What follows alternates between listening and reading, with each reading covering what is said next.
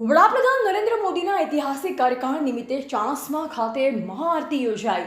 દેશના વડાપ્રધાન નરેન્દ્રભાઈ મોદી દ્વારા વડાપ્રધાન પદે સતત અને સૌથી લાંબો સમય સેવા આપવાનો ઐતિહાસિક રેકોર્ડ સ્થાપિત થતા દેશભરના વિવિધ શિવાલયોમાં મહાઆરતીના કાર્યક્રમો યોજવામાં આવ્યા। જે અનુસંધાને પાટણ જિલ્લાના ચાણસ્મા શહેર ખાતે આવેલ પીપળેશ્વર મહાદેવ મંદિર ખાતે ભવ્ય મહાઆરતીનું આયોજન કરવામાં આવ્યું હતું।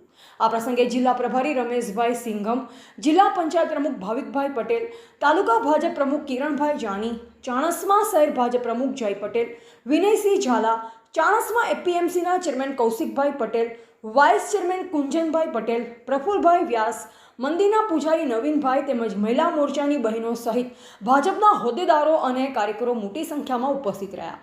મહાઆરતી દરમિયાન ભગવાન શિવની વિશેષ પૂજા અર્ચના કરવામાં આવી અને દેશની સુખ, સમૃદ્ધિ તથા વિકાસ માટે પ્રાર્થના કરવામાં આવી।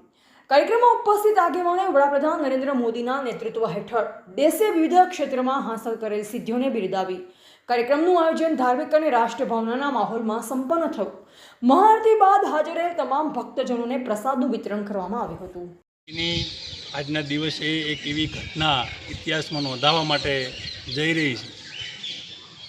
આ દેશના વડાપ્રધાન પદ માટે અત્યાર સુધીમાં સૌથી વધારે દિવસ એક ધારું જેમનું શાસન રહ્યું છે એવા દેશના યશસ્વી વડાપ્રધાન માનનીય નરેન્દ્રભાઈના નેતૃત્વમાં આ એક રેકોર્ડ આજના દિવસે થયો છે અને 12 વર્ષના એમના સુશાસનની અંદર આ દેશની જનતા માટે, રાષ્ટ્રહિત માટે અનેક એવા કીર્તિમાન એમને સ્થાપિત કર્યા છે।